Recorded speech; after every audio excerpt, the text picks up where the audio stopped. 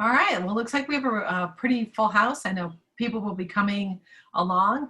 Thank you everyone for joining us on this Access webinar. We are very excited to be here to have a webinar on understanding communication disorders. We are, Access as you know, is the Association for X and Y Variations. We are here to support you, to help educate you about the conditions. We sponsor research and we try to help physicians learn more about the conditions to help you and families. Wanted to talk briefly about a couple things coming up that we're really excited about. We have a Families of Colors group that is joining. You don't have to, whatever, everyone is welcome to join that. And that is so that Access can make sure we're really reaching out to everyone. That is on June 16th. We are having our very first chat in Espanol on June 27th. We're also having a Trisomy X chat and an XYY chat. So check our website, genetic.org, and check your email for those things coming up. Thank you so much. Without further ado, I am so excited to introduce Matt McKeon to you. Matt is a speech therapist. He also is an individual with XXY. He earned his master's degree in health science and speech language pathology from Duquesne University in Pittsburgh, and he moved to Northern Virginia in 2007, where he currently lives with his wife and 2 daughters. Matt specializes in speech therapy for adults, and I am just so thrilled to be able to turn this over to Matt and have him talk to you about understanding communication disorders. Thanks, Matt. Great, thank you so much, Carol. I'm very excited to be here. It's an honor to sort of represent the speech therapy community, which is filled with tons of amazing therapists whose job it is to take care of kids, take care of adults, take care of adolescents. Honestly, speech pathologists work with individuals from the NICU all the way up through end of life in ways that you probably aren't even aware of. As Carol's mentioned, I primarily work with individuals from the age of about 30 and up, and I primarily specialize in neurodegenerative disorders where individuals are losing the ability to communicate, losing the ability to speak, voice, swallow, all these things we all take for granted. But as you mentioned, I also have a karyotype of XXY. So as I was going through life and having the typical struggles that you'd read in research, I think I probably could have written the book on Klinefelters without ever having read anything. And the more years I got into being a speech therapist, I thought, you know, socially, I just, something's not right here. You know, it's, I'm just not fitting in. And this was, you know, began around, I'd say around 5th grade. And it kind of carried on through adolescence and even into adulthood. There's just certain things that just don't line up. And then I started thinking, well, you know, I'm a speech therapist. I should be able to figure this out. You know, what is it that I'm having trouble with? And so when you search the internet, there's not a whole lot that comes up that describes the symptoms I was feeling. It didn't fit into autism. It didn't fit into Asperger's. It didn't fit into all these sort of known conditions or groupings of conditions. And then one day I stumbled upon a speech therapy diagnosis. And again, I don't work with kids. So these conditions aren't really something I'd run into in the general practice of my job.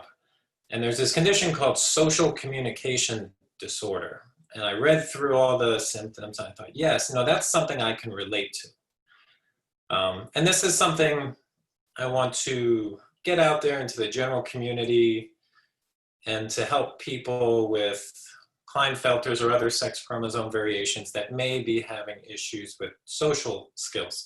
Now in the presentation today, we're going to talk about more than just social skills. What I hope to do, and I will bring up the presentation here in a bit, is to just empower you and try to teach you the language you need to know to advocate for yourself. I think if you have XXY or Klinefelter syndrome and you went to a speech therapist and said, oh, I have Klinefelter syndrome, I need help.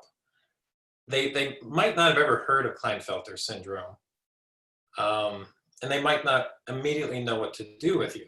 But if you said something like, I have a really hard time in social situations, I don't feel like I'm understanding the social rules of the interaction, or I don't think I'm having a really hard time gathering my words. I can't put them together into a sentence.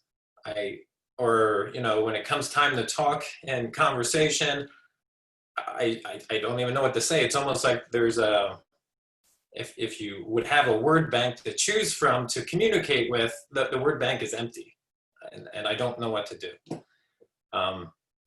So information like that, trying to help you understand how speech therapists see things, and also how you see things, but then also to understand, you're the one living with the condition. How are you supposed to know how you're performing is any different than somebody who, let's say, developed normally? And again, I use the word normally loosely because I've never met a normal person in my practice of speech therapy. I've been doing this for 15 years. Everybody is different. Everybody's got different medical issues, but I digress.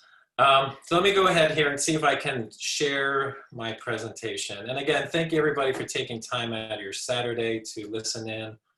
Again, hopefully this will help you. Maybe it'll help a child. Maybe you'll know somebody and you'll be able to say, hey, did you know speech pathologists do this? So let me see here.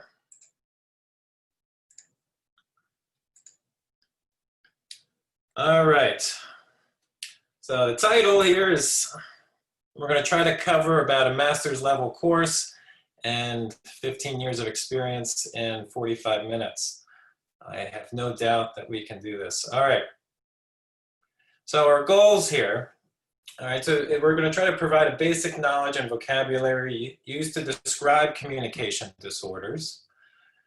I'd like you to get to the point where you know enough of the lingo now that you could go on Google Scholar and type in pragmatic disorders, just pragmatic disorders, just type that in, see what comes up. What does that mean? An interesting thing I found on Google Scholar, and it wasn't looking under endocrinology studies or speech pathology studies, but apparently people with our condition also fall into some mental health issues and things, and those disciplines, there's a lot of research on us. Rather, when I looked into speech pathology research, there really weren't any articles targeted on Klinefelter syndrome. But in those, you could see, well, in some individuals, our brain volume on the left side of our brain, which is where our language and speech are, is not, our overall brain volume in some individuals is far less than that of a normal individual. But I couldn't really research those specific questions until I understood myself better, if that makes any sense. So, and as I was able to research and find more information and fill in my gaps of knowledge, overall for myself and for yourself, and again for your kids, I think the better they can understand themselves, the easier it is to accept yourself and to accept that, hey, you know what? I didn't cause any of these problems. It's not that I'm not working hard enough. There's a reason for this. I was born with this. And, and maybe areas of the brain responsible for doing these tasks aren't as developed as they should. So it makes perfect sense why I would have trouble thinking of what I want to say, why I would have trouble processing what people are saying, especially in background noise. So the third thing there kind of hits on that. I want you to become your own advocate. I need you to understand, again, what's happening and be able to speak about it in an intelligent way to your doctor or to your friend, and not just say, oh, I have Klinefelter's and it says I'm this. Well, what does that mean? If you don't have the language, again, the communication breaks down. I want you to believe in yourself. You know, this is like a pep talk here. You know, what you read and research can be a downer. If I read that every day, I wouldn't think too highly of myself, to be honest with you. So yes, I read that for understanding, but then I also have my own little list of who I want to become in life. You know, I'd write down what I want to work on. It says I'm going to be bad at this. I'm going to work directly at that. It says I'm going to be bad at talking in groups. I'm going to deliberately go and do a presentation because I know that's something I'm not naturally good at. And again, the general population, right? I think the number one fear in life is public speaking, right? So this is definitely not isolated to the sex chromosome variations, but for us, it's not just a fear. There's language components that tie into it that just make it more difficult. Be patient. All right.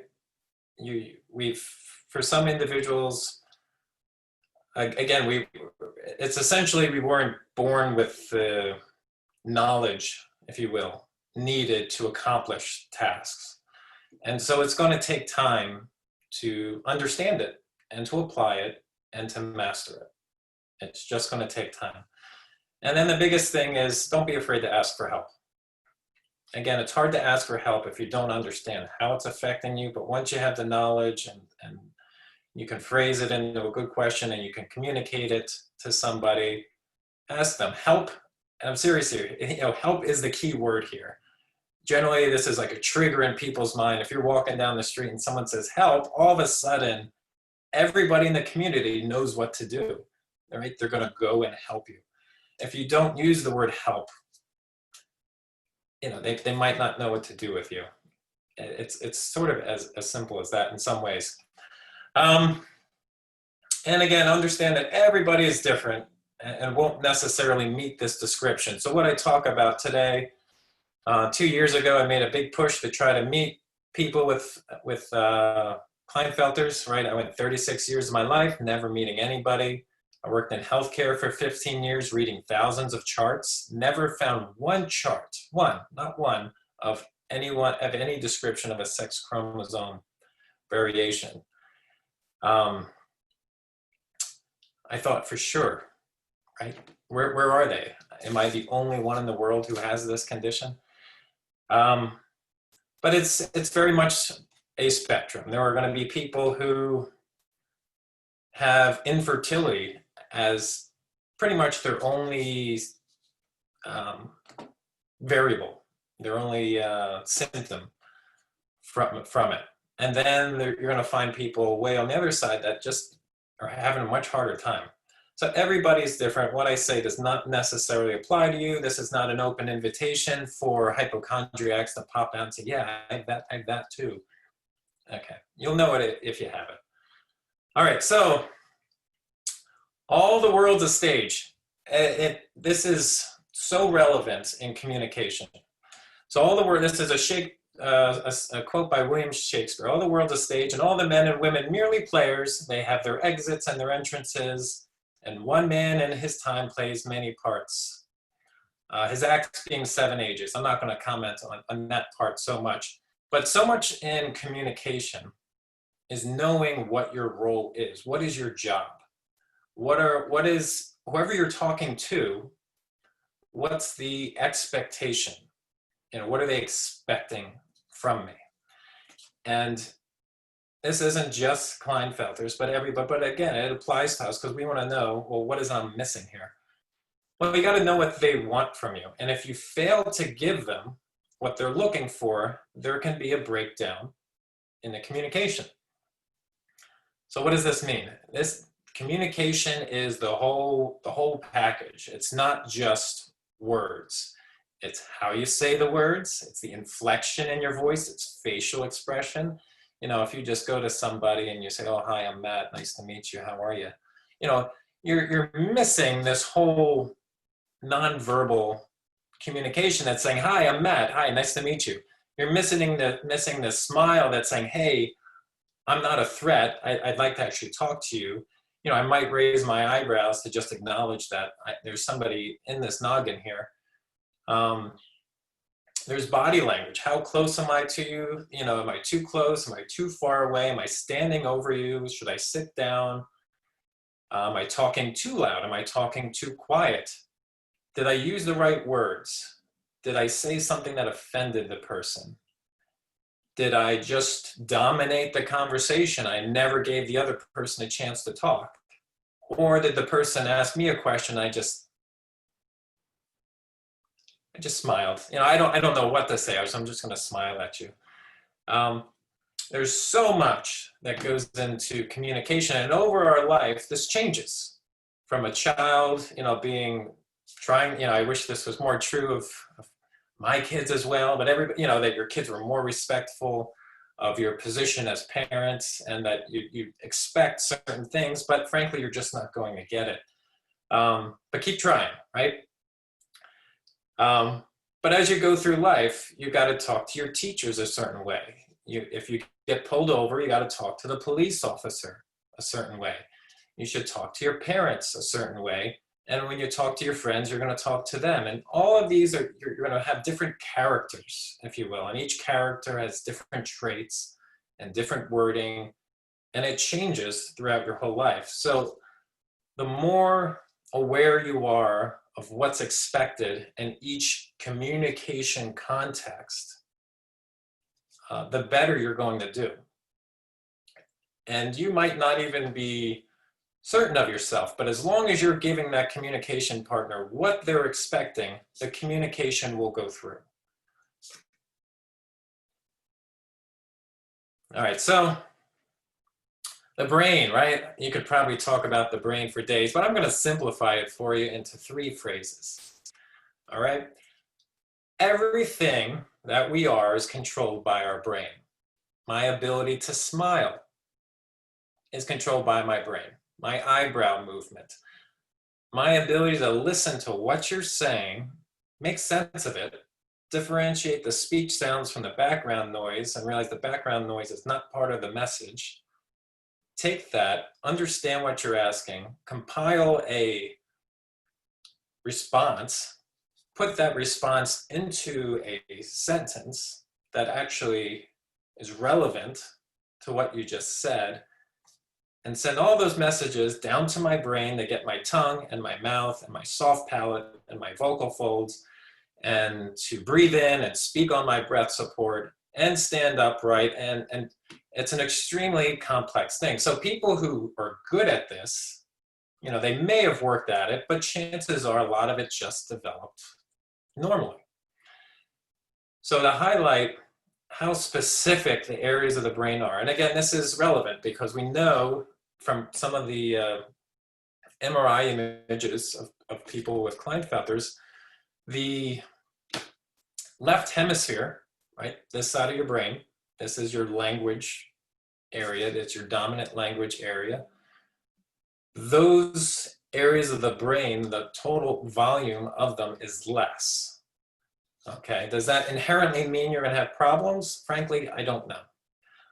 But it makes sense. If you look at the areas that are affected and you look at the problems you're having, they fall in line exactly. So in the clients I treat, you know, if I treat somebody who's had a stroke, so they're communicating perfectly fine, no issues whatsoever. And now a stroke basically means an area of the brain dies. It's no longer being fueled by blood and oxygen. If it can't reach it, that area of the brain essentially dies. Or if it's not knocked out, it's greatly weakened. So there's an area of the brain that just allows you to repeat words. If I said dog, you take for granted that you can repeat dog back. But if you snip a certain area of the brain that controls that, for the life of the person, they can't say dog. It does not exist. They cannot repeat. That's how specific the brain is in its functions. So you know, we only know what we know. This comes down to social skills, pragmatic skills. We only know what we know. You know, this is my language. This is what I've been taught. This is what I know, and this is it. You know, and everybody else maybe has this, but I don't know how to fill that gray area. I just don't know. So if it doesn't come naturally and it's not in there, we need to learn it. Again, you didn't do anything wrong. It's not your fault. The chance of you learning it naturally is going to be rough because likely the areas of the brain that give you that skill are not working well. And so that's where the role of a speech pathologist comes in. This is all we do is focus on, well, it's not all we do, but of all the professions out there, speech language pathologists are the best ones to pursue. The third one being experience is necessary for mastery. What does that mean, right? Matt, I read about it. I read the research on it. I know I need to talk more. I know I need to, you know, find a common area of interest when I talk to somebody. I know already. Well, are you doing it? No, I didn't try it yet. Okay, well, so that's great. You have knowledge on what you need to do, but until you actually, oopsie, sorry about that.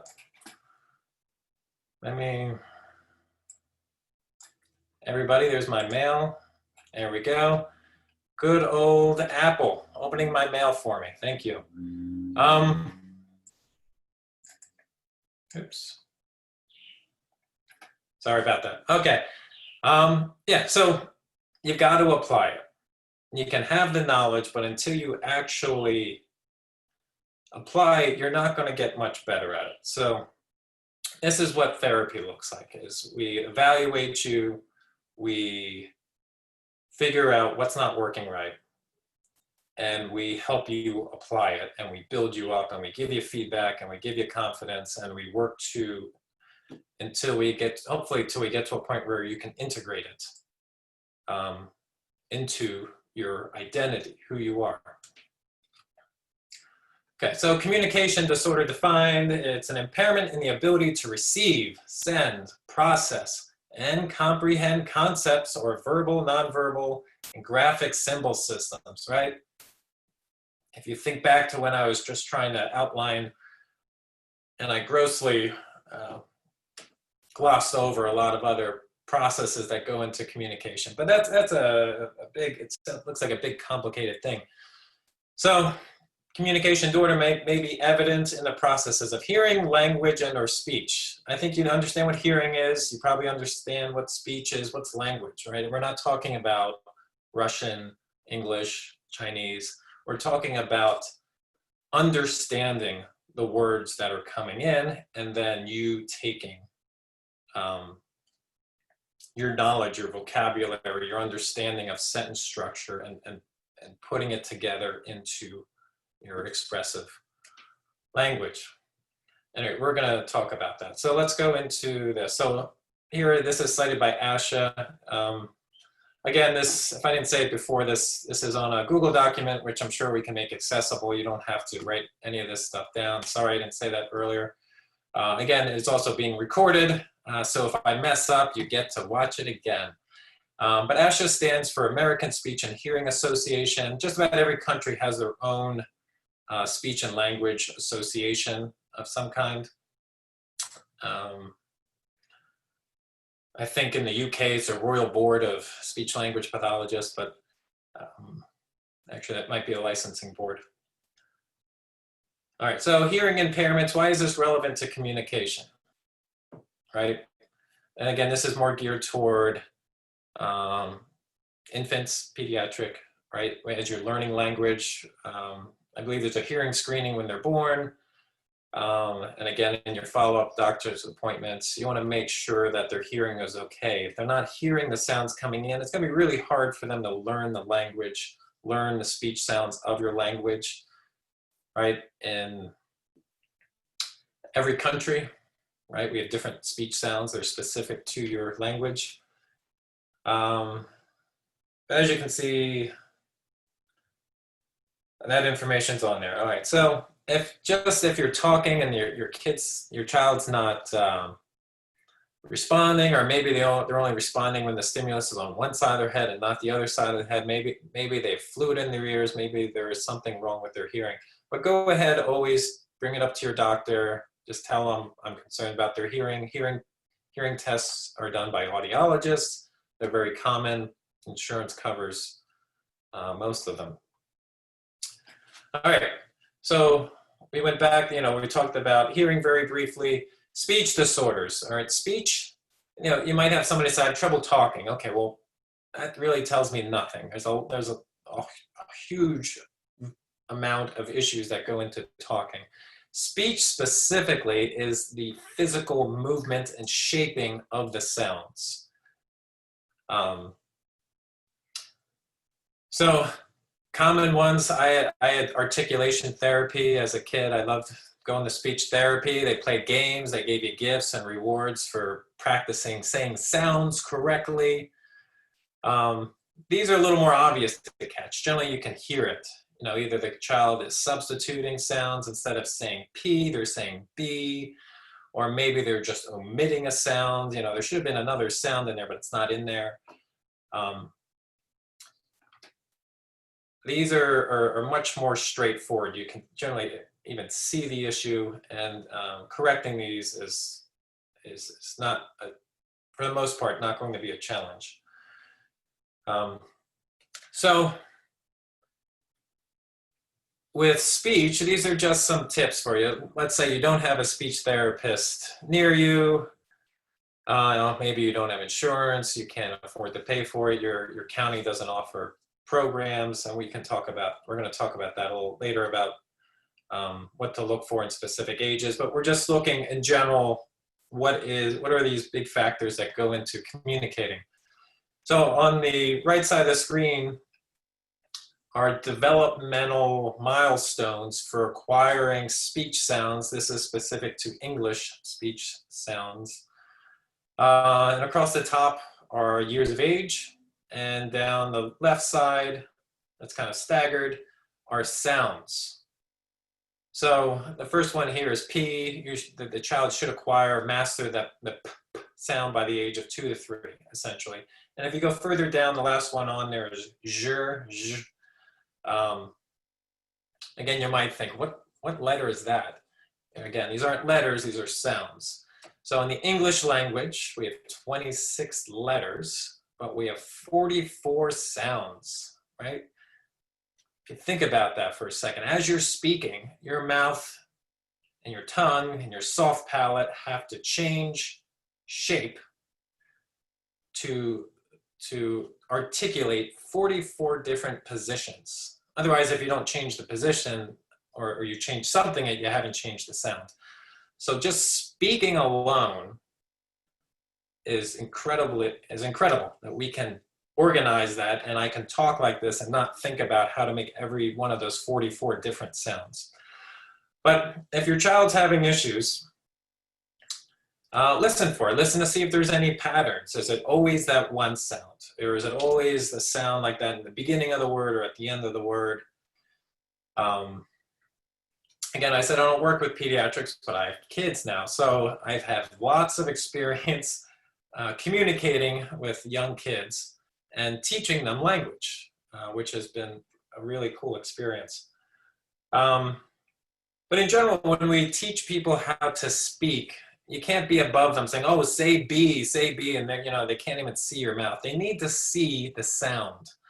Down the first ones that we acquire are B, N, H, N, W, P, M, B, B. You can see that I'm making that sound.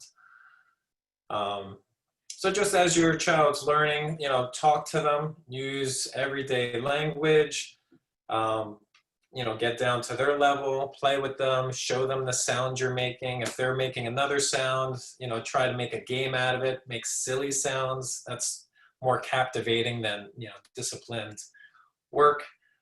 Let's see here.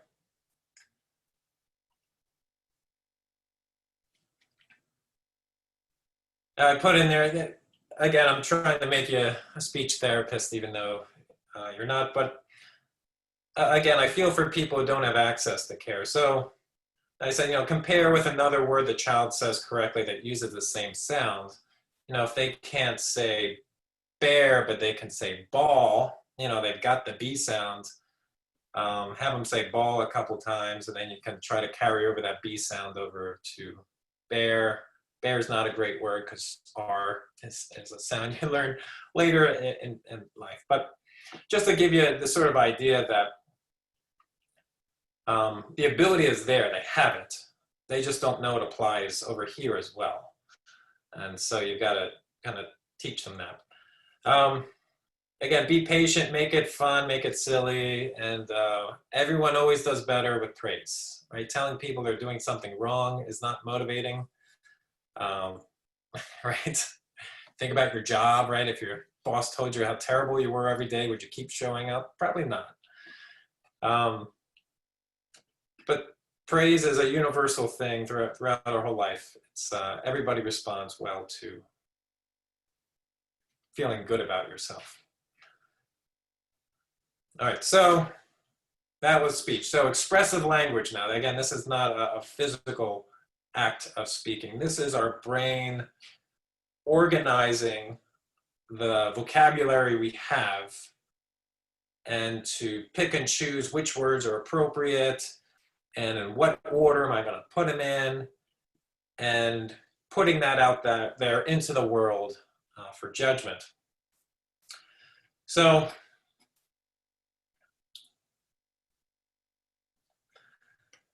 we said, expressive language disorder is you have trouble. You don't know necessarily what's expected or what word do I use in this situation.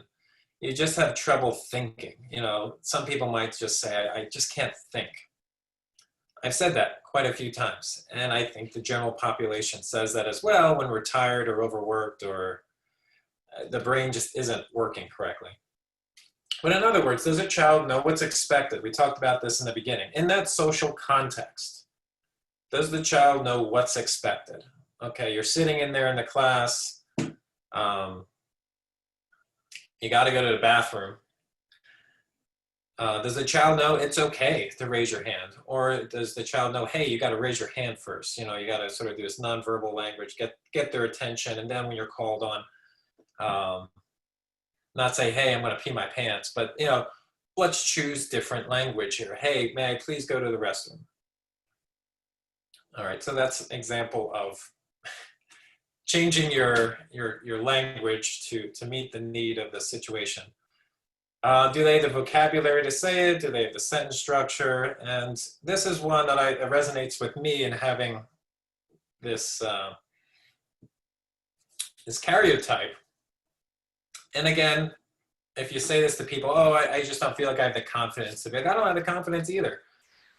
But if you have trouble with language and you have trouble socializing, you have trouble fitting in, you have trouble with making friends, you don't feel that great about yourself all the time. And so it affects your self-confidence. It affects your self-esteem. It affects how you feel about yourself.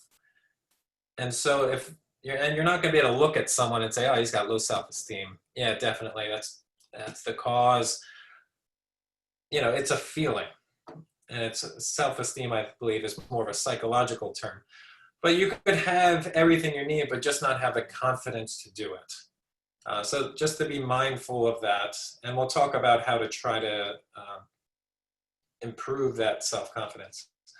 So the way I see this is, again, usually it's a knowledge, is it a knowledge-based error or is a performance-based error or both? Does the child not have the vocabulary? Do they not know what the social rules are? Do they not know the sentence structure?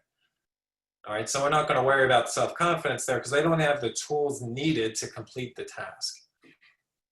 But let's say they have all that, but then they're just not doing it, or they're doing it with their expressive language is good with their friends, but it's not good in a large classroom, or it's only present at home. So there's sort of a performance-based issue. And again, you want to try to figure out what's interfering with that. So obviously, we want to try to figure out what the problem is. Again, speech pathologists, if they're at your disposal and you use this language and you go to the teacher and say, hey, you know, I'm getting reports that you're saying my child doesn't talk at all in the classroom. He talks all the time at home. I can't get him to be quiet. And then I'm getting reports, oh, you know, he isn't meeting these requirements or these requirements. Well, that's an issue. And we need to bring that up to the teacher, and we need to see if we can get a speech pathologist in, at the very least, to screen, evaluate. But again, in general, we want to know if it's knowledge-based. Again, we only know what we know. If we don't know, we got to learn. Somebody's got to teach us. So we got to teach them, build the context around the situation, what's expected of them, provide a model, right? Let's say parent, if you don't even know how to do this, how is your child supposed to know, right? In general, our kids are always looking at us. They're going to copy what we say. They're going to copy our behavior. If you're not confident in it, how are you going to sell them to be confident in it? If it's performance-based, they know what they need to do. So this this resonates with me, and this is what I feel like I could have used growing up, is to have someone say, hey Matt, let's role play this out here. You know, here's the situation. You don't really know what to say or what's appropriate. I'm going to model it for you. And then I want you to copy exactly what I did. I want you to copy it exactly. Don't worry about being you. You're copying me.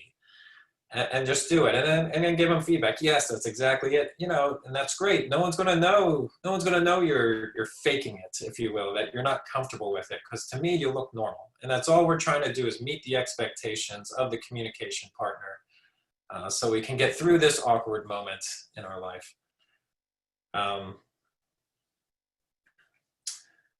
Again, always praise the individual for their progress. Don't ever make light of their issues. Again, we're not bad people. We're not going to like purposely make someone feel bad. But again, I feel sometimes individuals are sensitive, right? And that's like, oh, he's sensitive.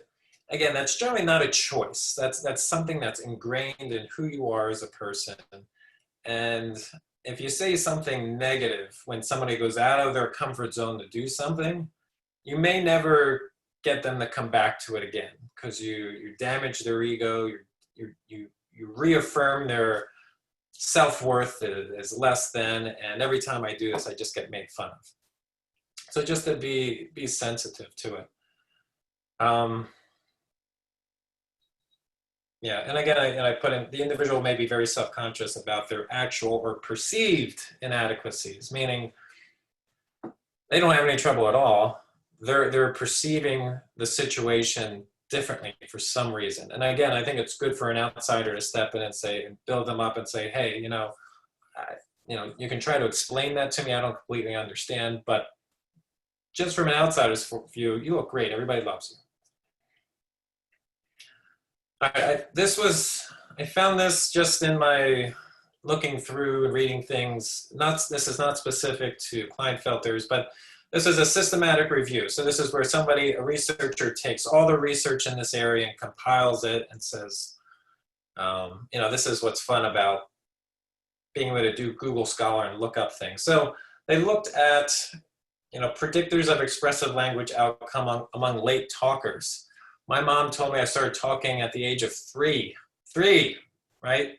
You're supposed to start talking at least single words at the age of 1. So here I am 2 years behind. But again, back then we didn't have the internet. You know, all my research papers were written by my encyclopedia set, and that's it. You know, we're really spoiled now with the amount of information we have. So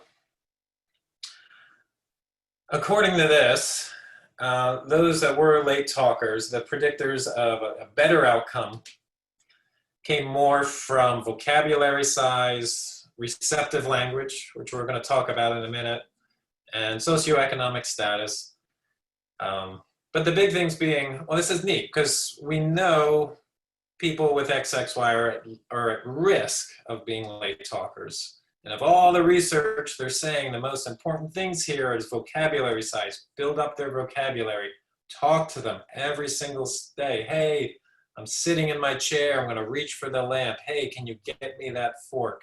Use real language. Don't give them baby talk. Oh, give me the baba over there. Baba's not a word. It's not something we use in the English language. Tell them it's a bottle. Tell them the real thing so they don't have to unlearn something and relearn something new. They can likely handle it. Receptive language, we're going to talk about that next.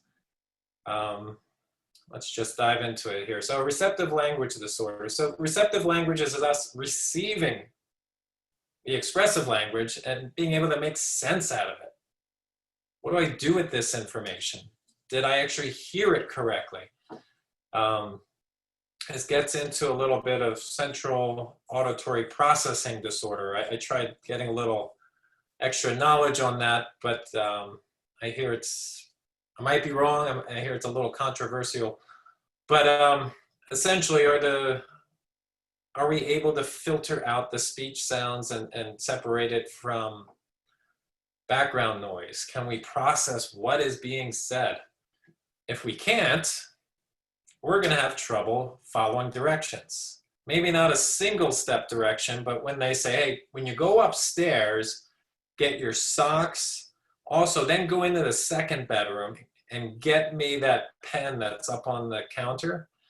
And then go back to the other room and get that bag, all right? You just gave that person a ton of information and they had trouble understanding the first step. Chances are they're just going to come down with a pen. You know, I forgot the other things. Difficulty in understanding abstract language, hidden meanings, homonyms, right? Sarcasm, jokes. This is tough. All right, so talking about being social and fitting in and accepting yourself, and all your friends are joking around, telling jokes, and you're the one going, ha ha, that's a good one, yeah. I have no idea. I don't know what was funny about that joke, but I know I have to laugh, otherwise I'm not going to fit in. It's embarrassing. So that's part of our ability to process information.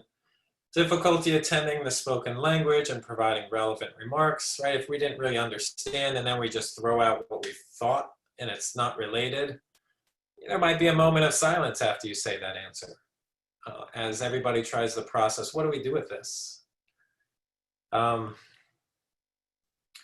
May have a harder time on the phone, right? There's no visual cues. You can't see my mouth moving. You can't get these extra signals as to what I'm saying.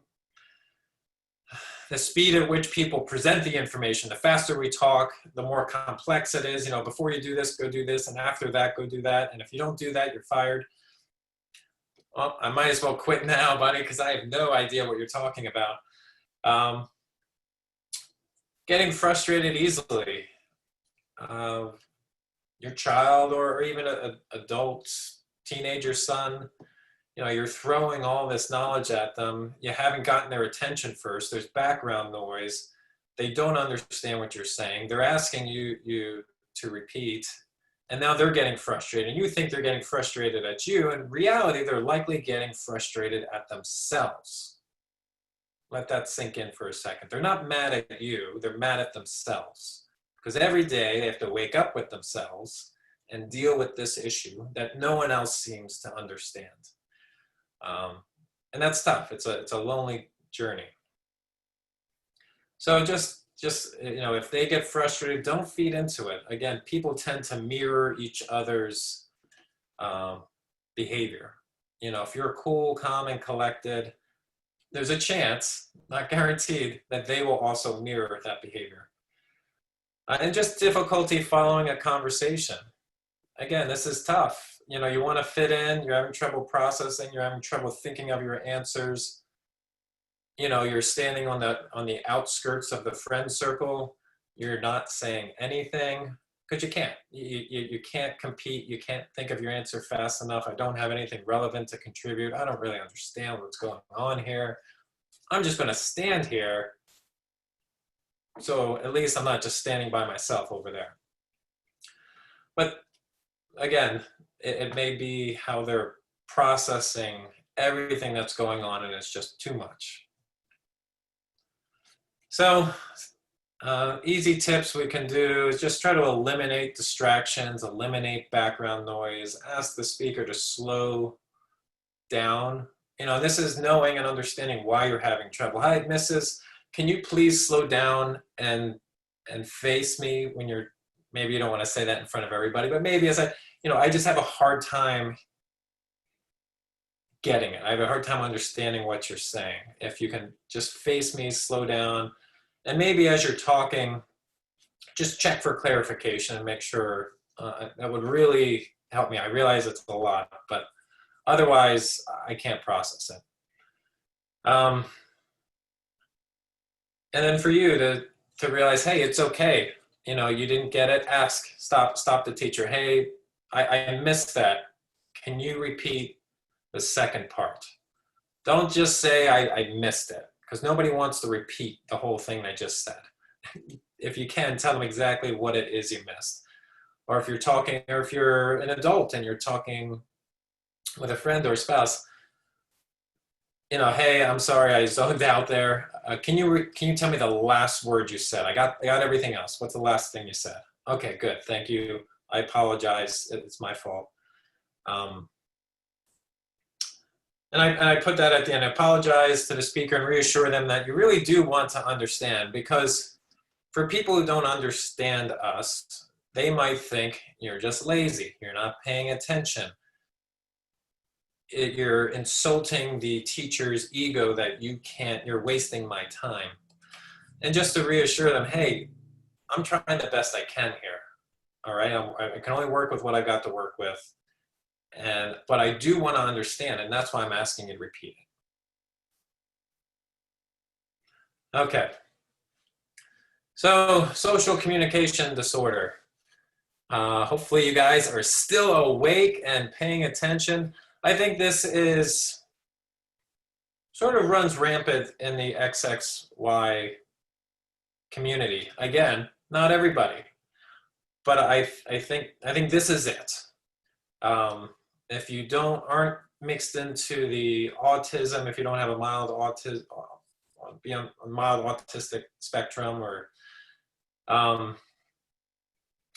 it's the difficulties are not as severe, we'll say. But it's characterized by difficulties with the use of verbal speaking, right, either expressive language or speaking, nonverbal language, right, how we're standing, what we look like, are we picking our nose when we're talking to you, or, are we scratching our inner ear, it's, maybe not do that right in front of me. So, for the purposes of being social, so primary difficulties are in social interaction, social cognition, and pragmatics. I guarantee you no 12-year-old boys walking around going, boy, I'm going to work on my pragmatics today. It sounds like a good idea. I'm going to do that.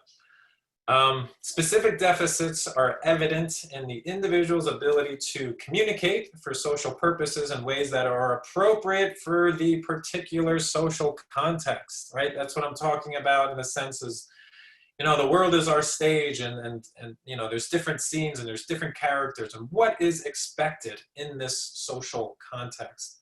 And if we're not naturally born with that knowledge, somebody's got to teach us. Otherwise, we're just going to keep making the same mistakes. We're going to have failed friendships. We're going to have trouble making friends, keeping friends, hanging out with people, and we don't know what we're doing wrong. All right, change communication to match the context or the needs of the listener. Follow rules for conversation and storytelling.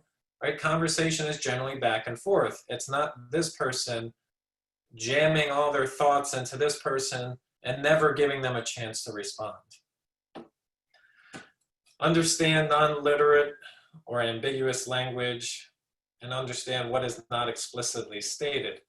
again, this is like joking around. If your friends are joking around with you, but you're taking it seriously, and then you're going to respond like that, there's a huge communication issue here, and that friendship is likely not going to last because you know, it's, lighten up.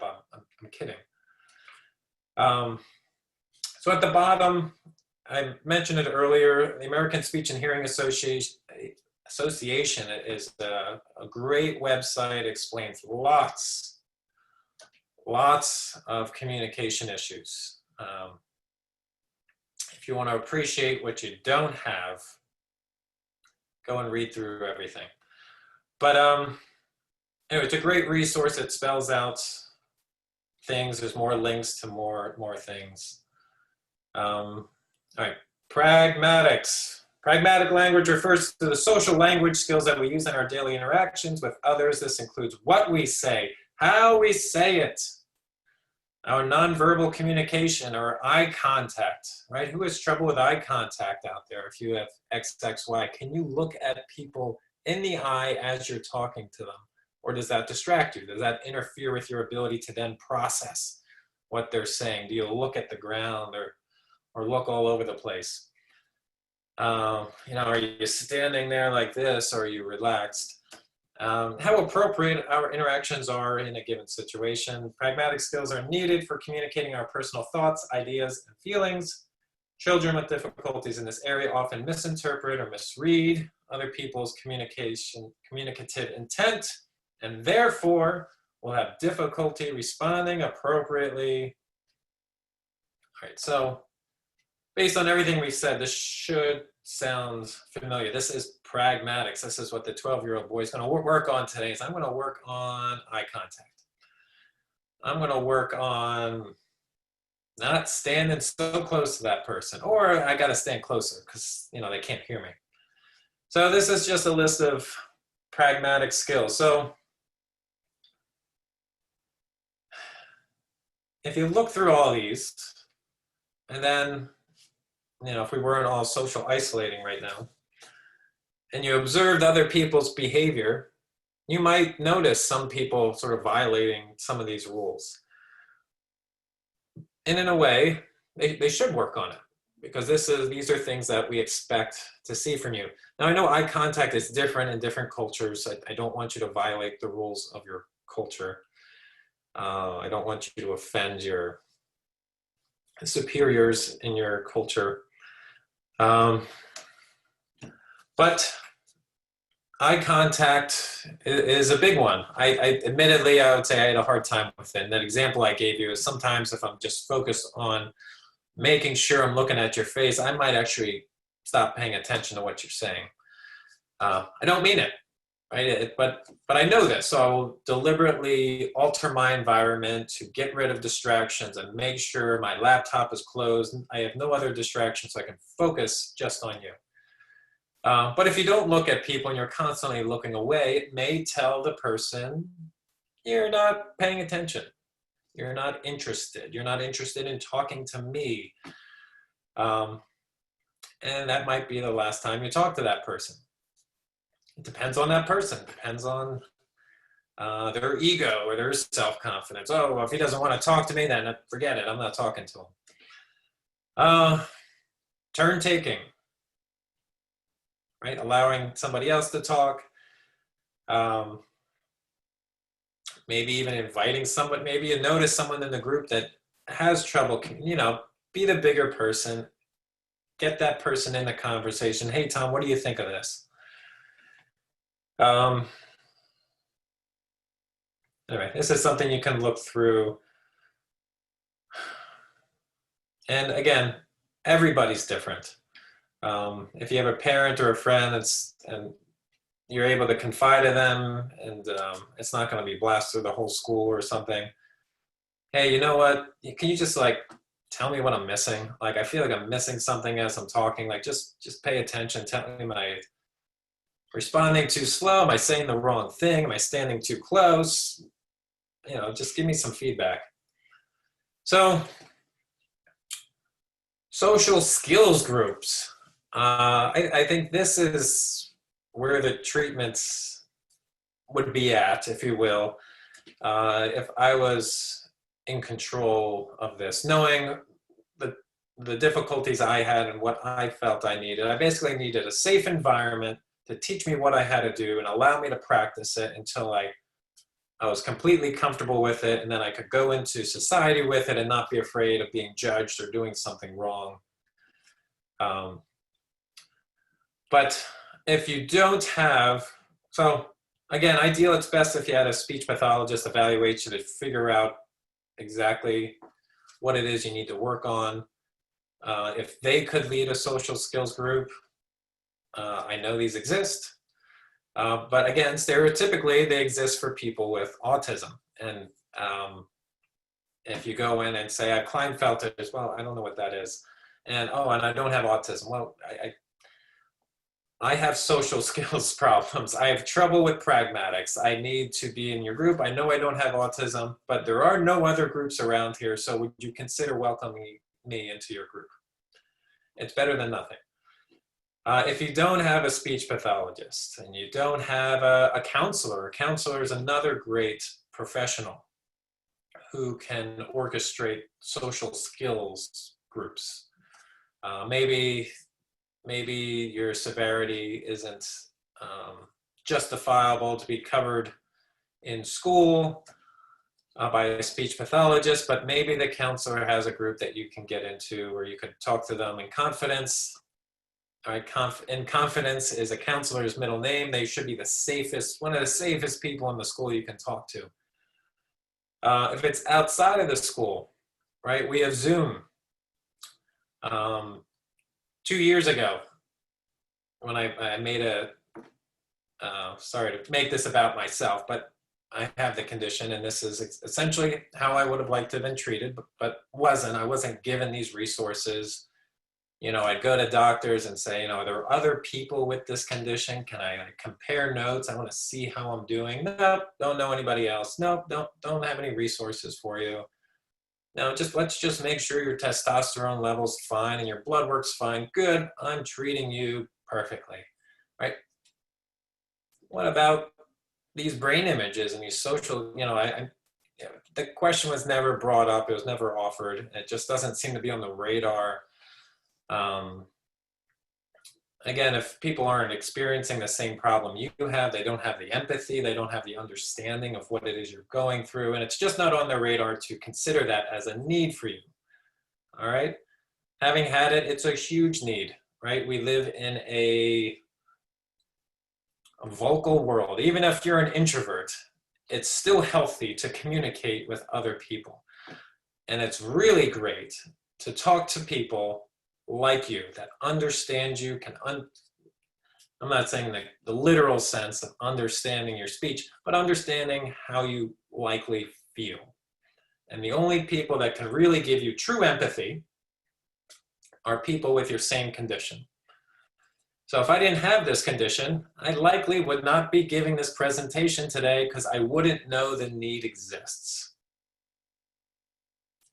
Let that thing sink in for a second. Even though I'm a speech pathologist and I know about these things, I wouldn't know the need exists in Klinefelter's. And that would make sense why there are so many adults, young adults, older adults that claim that they are bad at social skills. They will not meet up on Zoom. They will not look at me and talk to me. They express having a fear of that. Essentially, that's why I'm here doing that. Is I don't want to hear those stories anymore. I don't need you feeling that way. There's a solution for it. We can make it better. And one of the simplest ways is just to join you together. But I was saying 2 years ago, I went out and I found a couple people with Klinefelter's who were willing to meet up with me via Zoom, right? They trusted this stranger. But essentially, I was trying to treat myself. For years, I treated people in groups with neurodegenerative diseases that all affect their communication ability. And I know how once they start having trouble communicating, they start isolating themselves, and they get very depressed. And then it's a self-imploding thing that all stems from the inability to communicate. And in leading these groups, I know it works because I've been doing it weekly for about 10 years. works every time. They all look forward to showing up. So I figured, well, what if I could just I'll just do this myself, since there is no set structure out there for me. I found 7 or 8 great guys with Klinefelters. They all agreed to do it. And it was, for me, life-changing. And essentially, this is a social group with a leader has some understanding of what we need to work on and what some of our issues are. And in general, it's positive. People are, yes, you can share negative things, of course, but in general, as the groups I lead in other conditions, it's let's focus on what we have control over and let's make it better. So I think once you get out of the school age and out of high school, and if you're getting into college or you're working and at any age in your adult life, and you feel you just don't have these skills, I think a positive social group is the solution. With the idea of be patient, believe in yourself, you're capable of more than you're doing, and you have to practice it to get better at it.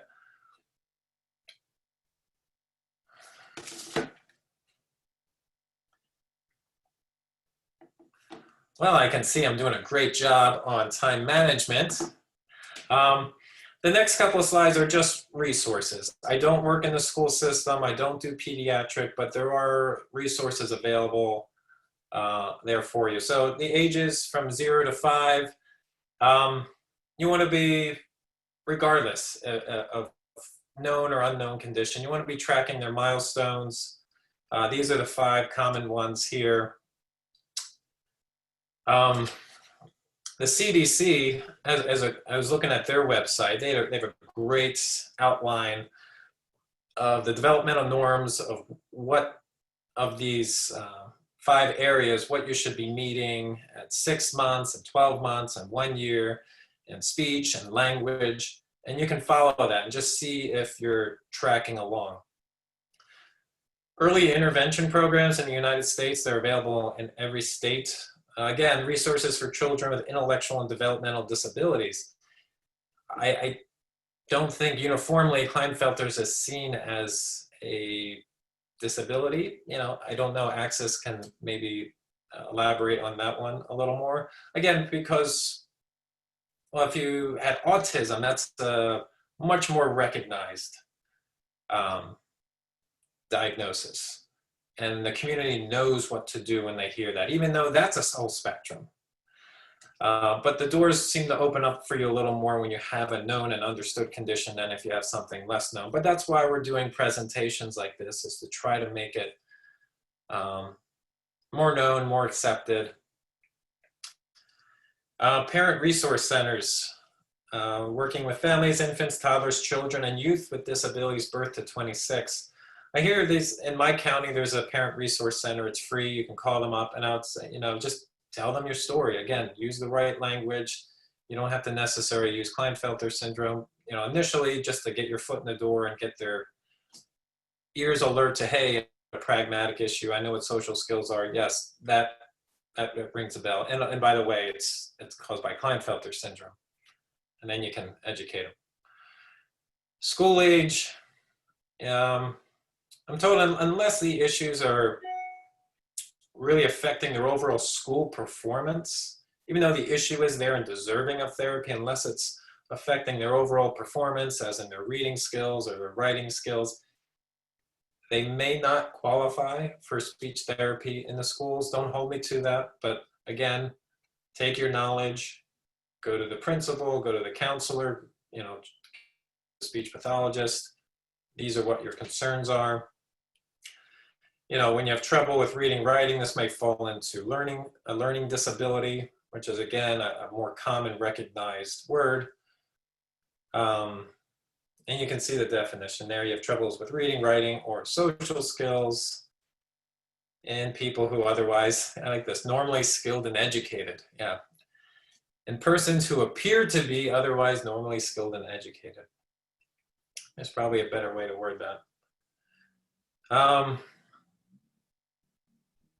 Again, these are more things that pop up in school age developmental language disorders.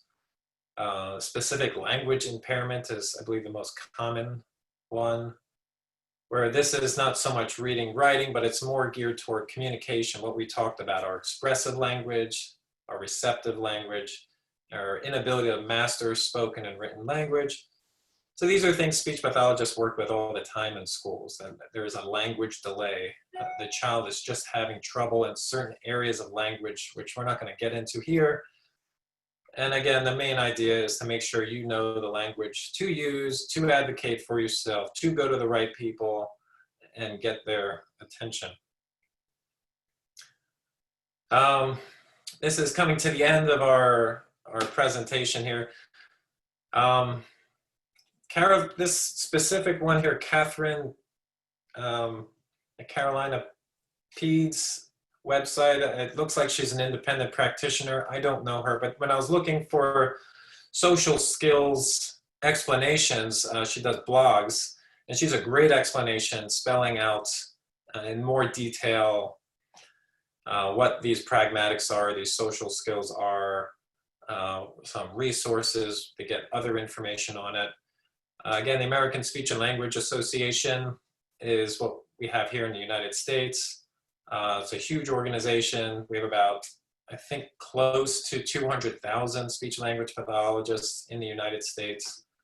Most of those work in the school systems. Most of those work with pediatrics. They exist now that telehealth exists. If you're in a remote area, you could try calling up a private practice place and say, hey, this is my story. Is this something that's covered by my insurance? Because of COVID-19, a lot of insurance have now been forced to accept telehealth as an acceptable means of providing speech therapy and to reimburse for it.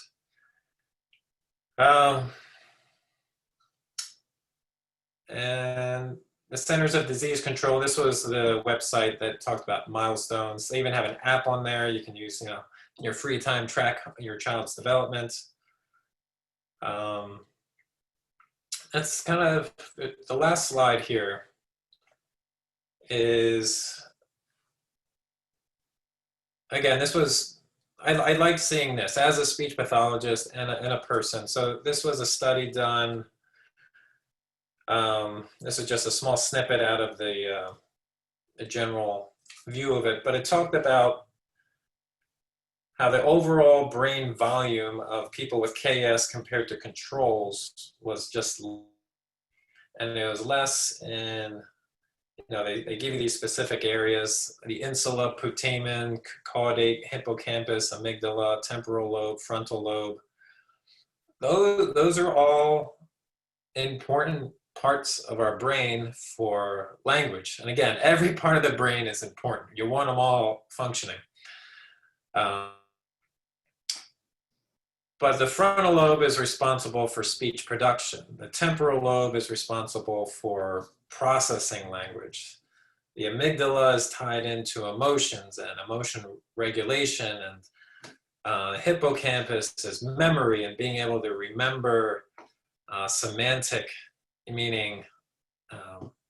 Like for me, history class was hard for me. I could not remember the dates for the life of me. But I could remember, very specific details of visual memories. Well, it's a different part of the brain. Hey, Matt, this is Carol. I'm wondering, because just in the interest of time, we have had 6 people put questions in the Q&A. So I'm wondering if this might be a good time for you to take a look. Yeah, it's a perfect time. So thanks. Yeah, in the interest, thank you. That was a fantastic presentation. So I'll go ahead and read the questions and then you can answer them. Thank you. Okay, so this is my first time doing question answer, so give me a second here, please. Go ahead and get a glass of water or something.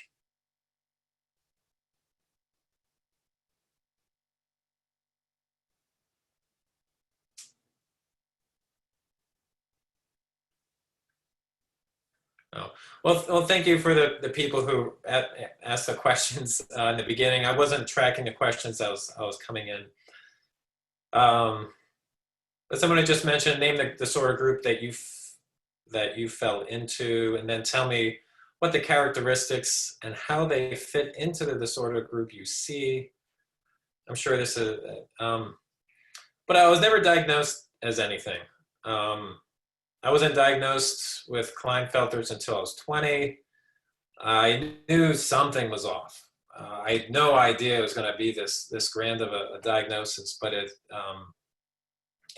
answered a lot of questions for me. In many ways, I was resentful of doctors because I saw doctors. I did sports my whole life, had physicals my whole life. No doctor ever pointed it out. And then when I was doing sports, I did crew in college. You know, the condition we have tells us you're going to be bad at strength sports and endurance sports, and I picked probably the most challenging of those. But I did it for a reason. But anyway, the doctor that was just called in to do these things diagnosed me, which I'm forever grateful for, because all he had to do was pass or fail me and not change my entire life for me. But I was never diagnosed as having a social communication disorder, never diagnosed as having any pragmatic issues, but just the way I feel in social situations, it just felt off. It just felt like I was missing something. And so social communication disorder, that one seemed to fit it the best.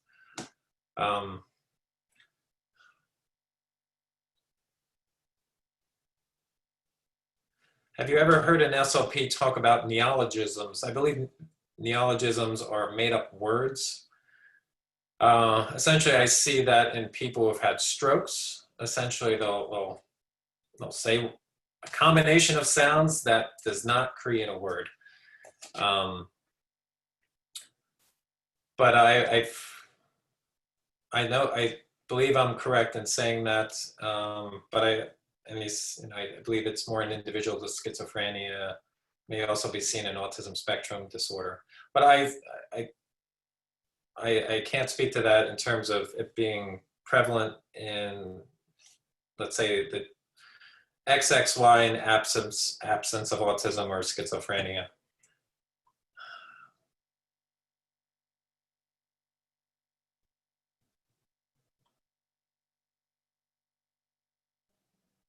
Thank you guys for being patient while I read. Reading is one of my least favorite subjects.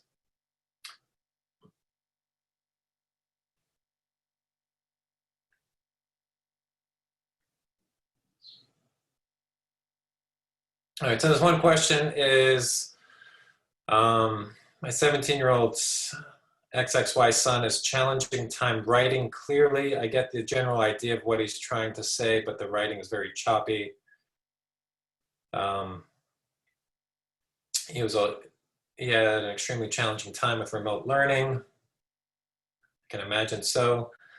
Late talker, about 2.5 years of age. Hey, he's ahead of me already. He talks all the time now. Great problem to have.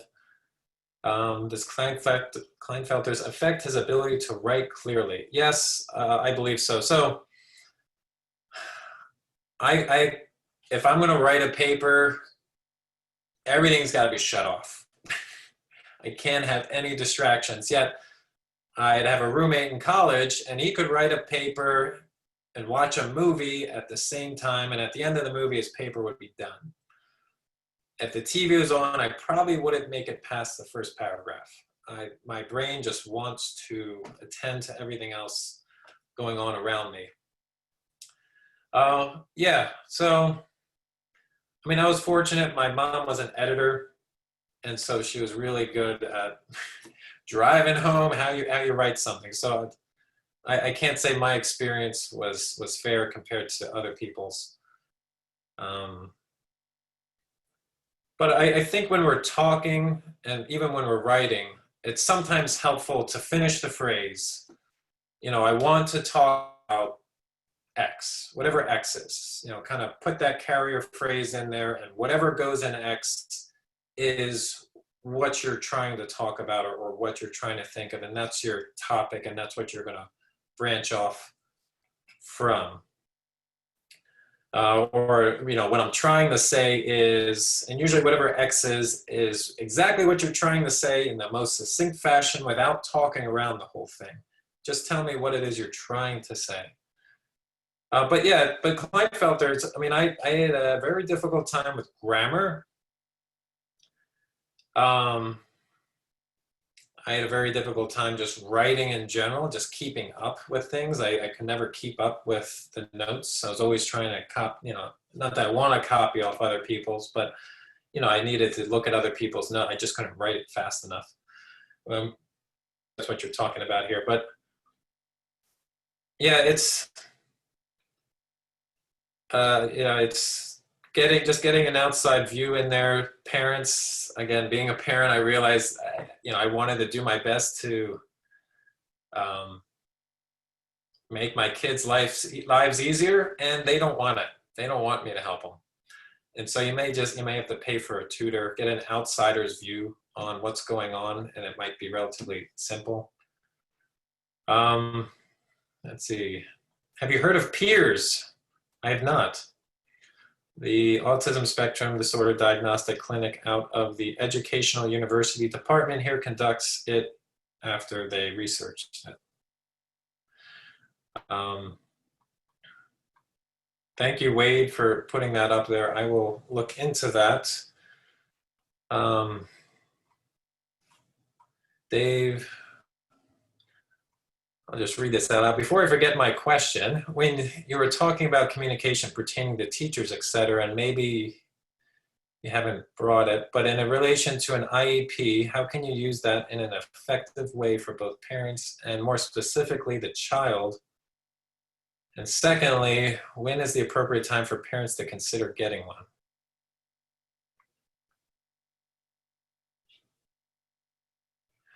I'm not the best person to answer that how you want it to be answered. I don't work in the school system. I do have lots of friends who are speech therapists, and they all, ironically, they all work in, just about all of them work in school systems, private schools, public schools. They all have, IEPs are more specific. I believe the public schools, I mean, in general, you don't want the issue to interfere with their learning. You don't want them to fall behind. All of these things are all playing into their self-esteem, their self-confidence. We want to try to, keep it in, sort of just set realistic expectations, especially if they're diagnosed in utero and you know this, right? In some ways, I'm happy I didn't know, because I feel like maybe I would have used it as a crutch and said, well, Mom, it says I'm going to be bad at this, so I'm not going to do this. Or it's, again, everybody's different. You just gotta suck it up, and you gotta work at it. But as many resources as you can take advantage of, again, you should do. And again, it all comes down to, I think, the language you use to get their attention initially, to get them to buy into what you're saying, that you know what you're doing. Sorry, I couldn't answer that better.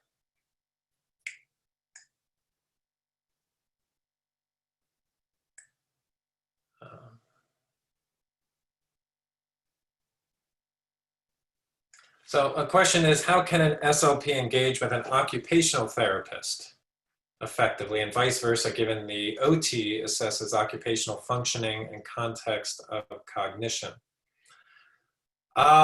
For those of you who don't know, occupational therapists also assess cognition. It's within their scope of practice. And speech pathologists also assess cognition. We really didn't get into that, even though obviously cognition plays into your overall functioning. Just trying to focus the presentation on communication. But I mean, I think just like any great teamwork is to have an open dialogue to say, hey, this is what I can do. This is where I can begin and end. Where do you begin and end? Even though we sort of know what occupational therapists do, we don't. I mean, you have this incredible, if this is an OT writing in, but they have their own discipline.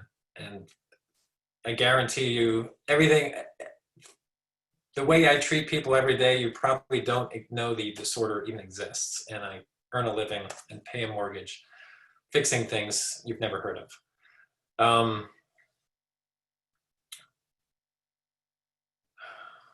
Sorry, executive functioning, it's, again, I'd have to talk to the OT just to figure out more of what they're able to do, and then based on the assessment,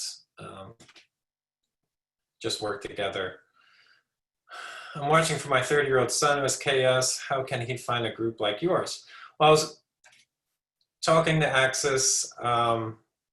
This is kind of my passion. I like advocating for people. I'd like to try to save people from going through what I went through. Not that it was the worst thing in the world. I know there are far worse things. I just think there was a solution for it. It was never offered. And instead, I'm sort of stumbling through the dark trying to find my own answers and essentially treat myself, which is not how it should be when you're the patient. Right? If you're going to the doctor, they should know the beginning and end of your condition and have all the solutions available. And if they don't know, they should be able to say, hey, I don't have it, but they do. And this is how you do it. And it's through having this condition that I think what makes me a good speech therapist, and that if I get a client, I know everything there is about it, and I know how we're going to fix it. And if I can't fix it, I know who's going to do it. But you could email me. There's other people in the community, other people with KS that are interested, I think, in helping themselves and also helping others. So if you do have KS, we can, I'm sure, share my information and we can organize something. So Victoria, I'm accessible. Just ask Access for my info. And thank you, Darlene. Let me see, you shared so many eye-opening points that made me realize that a lot of my son's issues stem from Klinefelters, but I didn't understand that before. Thank you. Oh. Thank you very much for the feedback, Darlene. It's, I think the difficult thing with the condition is trying to tease out what is Klinefelters and what is you, right? Because what I am is not all Klinefelters. And I think it's just important to view yourself as not, you're not a disorder. You're not, you are unique and you have gifts that other people don't have, and you can't train them. As I say, when I treat people, I love trying to target misunderstood conditions. I love that because I know it's kind of being missed. And sometimes I'll make great progress with somebody, and I'll say, "What did it?" I know you saw other therapists. You went to Johns Hopkins. You went to all these other specialists, and they simply said, "Matt, you care." I'm like, "That's it. Like that's this." Yes. And it's like, "What other people care too?" I know the other people you saw, they care. And they said, "No, you're different. You see it differently." And I think that just stems from knowing what it's like to be a little different, think a little different, feel like you're not included, and be able to put that patient at ease. So if I didn't have this condition, I don't think I would be able to give these patients what it is they seem to really enjoy. All right. Well, how do we wrap this up? Yeah, you answered all the questions. Thank you so much. There's still some things in the chat. If anyone else has any other questions, you can contact me, carolm@genetic.org. I'm happy to pass things on to Matt. Matt has said he can share his information. And we just want to thank you all so much for being here. And thank you so much, Matt. I really appreciate it. We have recorded this webinar. We'll be posting it on our website, and it's on our YouTube channel. So thanks, everybody, and have a lovely rest of your day. All right. Thank you for having me. Thanks so much.